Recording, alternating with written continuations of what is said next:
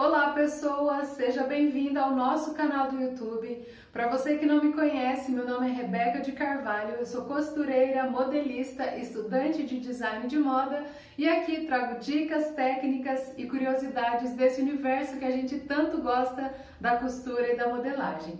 Então, se é a primeira vez que você está aqui e ainda não é inscrito no canal, aproveite e já se inscreva. É só clicar nesse quadradinho aqui no canto do seu vídeo que vai aparecer a opção para você se inscrever. Acompanhe meu trabalho também no Instagram e no Facebook. Eu vou deixar os links aqui na descrição desse vídeo, certo? Eu tenho certeza que você que é costureira, em algum momento da sua vida profissional, ou quem sabe nesse exato momento, você tem dúvidas aí ou teve dúvidas de como a gente vai calcular a redução do elástico para a construção de uma peça. Então eu vou mostrar nesse vídeo quais são as considerações que a gente deve levar na hora de fazer essa redução, tá? O primeiro ponto é, você deve observar qual que é o objetivo do elástico para essa peça. Por exemplo, se for numa calça, ela tem a função de segurar esse elástico na cintura, ela vai vir só como um detalhe para trazer um pouco mais de volume. Ou, por exemplo, numa manga aqui, né, num punho, você vai colocar esse elástico para prender o punho ou só para dar um leve franzido. Então precisa observar a peça e entender o objetivo final do elástico, tá? Lá no resultado. O próximo ponto. Os elásticos, existem diversos modelos de elástico, tá? E isso também vai interferir. Por quê? Existem elásticos com uma densidade bem forte, que são elásticos resistentes, e tem aqueles elásticos que são mais fluidos. Quando você puxa, ele não tem tanta resistência. Isso, quando você for comprar, tem que levar em consideração o primeiro ponto, qual é o objetivo e qual é o resultado que você quer. Então, se você, por exemplo, a imagem que me vem são aquelas cintas que a gente coloca para apertar alguma parte do corpo. O objetivo dessa cinta é prender, né? Quanto mais apertado, melhor. Então, se você pega uma cinta dessa, a densidade do elástico é muito mais forte, tá? Do que normalmente a gente coloca numa calça, por exemplo. Calças que a gente vê em modelos de grávidas, né? Que você vai pegar uma calça e aí você vai adaptar para uma grávida. É aquele elástico largo, mas que não pode ter tanta pressão, tá? Para não prejudicar. Então, aí você precisa entender isso. E aí, esse elástico meu aqui, ele tem 3 centímetros de largura, tá? E aí, dentro da estrutura, pega um elástico aí e veja que ele vai ter vários fiozinhos aqui no comprimento dele, tá? Então, quanto maior a quantidade desses fios no comprimento, mais densidade vai ter o seu elástico, tá? E isso é independente da espessura, tá? Então você pode ter um elástico aí de 3 centímetros com uma quantidade bem maior de fios aqui no comprimento, o que vai dar uma resistência ainda maior para esse elástico, certo? Então, considera o objetivo, escolha a densidade do seu elástico. Então, quanto mais denso ele for, quanto mais difícil for para puxar o elástico, menor vai ser a redução dele. Quanto mais ele expande quando você puxa, maior vai ter que ser o quanto você vai reduzir na costura, tá? Eu vou mudar o ângulo lá pro quadro, que eu vou mostrar as partes aí que a gente deve fazer de cálculo, tá bom? Então vamos lá. Bom, vamos entender então agora os cálculos que a gente precisa fazer. Eu coloquei 2 exemplos. O exemplo em azul é um elástico com uma densidade alta, e o amarelo é com uma densidade baixa, isso vai interferir no cálculo, tá? Então, para uma densidade alta, tá? Para um elástico que quando você vai esticar, ele fica bem resistente, qual que vai ser o cálculo? Você vai tirar a medida total da sua cintura, tá? Então, esse aqui já é o comprimento total da cintura, ou da parte que você estiver fazendo, tá? E aí, para uma densidade alta, você vai pegar essa medida e vai dividir por 4. Então, aqui eu tenho 88 centímetros de cintura, vou dividir por 4 e o meu resultado vai ser 22 centímetros, certo? Para uma cintura de 88 centímetros. Aí, eu vou com a régua, a fita métrica, e vou marcar as 4 partes iguais, tá? Então, eu vou aqui meio no olho, opção 4, né? Então, vou marcar aqui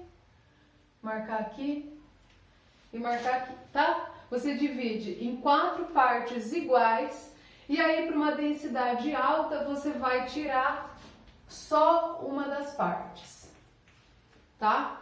Então você vai eliminar uma parte dessa daqui. Então aqui você vai ter que ter a medida de 3/4 da sua cintura, certo? Para uma densidade baixa, o cálculo vai ser o seguinte: você vai também pegar o total da sua cintura, só que ao invés de você dividir por 4, você vai dividir por 3. Então eu tenho os mesmos 88 centímetros, vou dividir por 3, tá? E aí eu vou ter o resultado, 29 centímetros, certo? E aí eu vou dividir esse meu elástico em 3 partes iguais.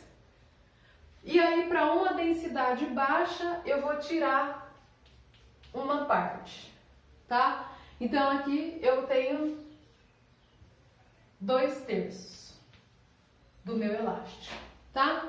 Então, esse é o cálculo que você vai fazer. Para uma densidade alta, que é aquele elástico que tem bastante resistência, você vai pegar a medida da circunferência, vai dividir por 4, vai marcar essas 4 partes iguais e vai eliminar uma parte do elástico, tá? Uma parte da cintura. E aí você corta o elástico nessa medida. Por uma densidade baixa, que é aquele elástico que cede bastante, você vai pegar a circunferência total da cintura ou da parte que você quiser fazer, vai dividir por 3, vai marcar as partes e vai eliminar uma única parte, tá? Tendo aí 2/3 da sua cintura, certo? Então esse é o cálculo que a gente precisa fazer. Dentro desse cálculo e dos resultados que a gente vai ter, uma coisa que a gente precisa levar em consideração também é qual é a circunferência do seu quadril se você estiver fazendo aí uma calça com elástico. Por quê? Se, por exemplo, se a sua cintura for muito fininha e o seu quadril for muito largo, o elástico precisa passar primeiro pelo seu quadril, tá? Então, no seu caso, que tem uma cintura muito fina e aí um quadril bem largo, você precisa ter o suficiente de abertura do seu elástico para que passe aqui na circunferência do seu quadril, tá bom? Então, por exemplo, eu fiz aqui no elástico com a densidade alta. O meu resultado deu X. Só que esse resultado, ele não vai passar pelo meu quadril. E aí eu vou ter muita dificuldade de vestir essa peça. O que eu faço? Você vai acrescentar um pouco de medida a esse elástico para que você consiga passar tranquilamente pelo quadril, tá bom? Então não pode ser muito apertado somente na medida da cintura, precisa também levar em consideração a parte do quadril, se você estiver fazendo aí, como eu falei, uma calça, tá bom?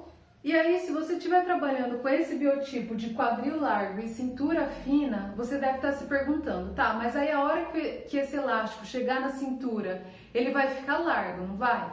Provavelmente sim. Então, uma solução que eu dou aqui e que você pode aplicar na sua peça é coloca o elástico que passe tranquilamente pelo quadril e aí você vai acrescentar na sua peça aquela cordinha de amarrar, para que quando chegar na cintura você consiga fazer o nozinho certinho e a peça fique bem ajustada ao corpo, tá bom? Pessoas, vimos aí quais são os pontos que a gente precisa observar na hora de fazer essa redução do elástico. Eu sempre digo que qualquer coisa que você for acrescentar, tanto na modelagem quanto na costura, você precisa olhar com muita atenção, precisa entender os motivos e o que vai acrescentar, o que vai acarretar lá na peça final, tá? E com o elástico não é diferente. São vários pontos, mas se você for pegando a prática de sempre levar em conta esses pontos, vai acabar se tornando natural e você nunca mais vai errar aí no corte do seu elástico, certo? Coloca aqui nos comentários como você fazia esse cálculo, se ajudou a entender esses pontos. E se você gostou da forma como eu apresento o conteúdo, curta esse vídeo, se inscreva no canal. E se lembrou daquela amiga costureira ou amigo costureiro, compartilhe esse vídeo com eles, certo? Um grande beijo e lembre-se, qualquer coisa é só me chamar. Tchau!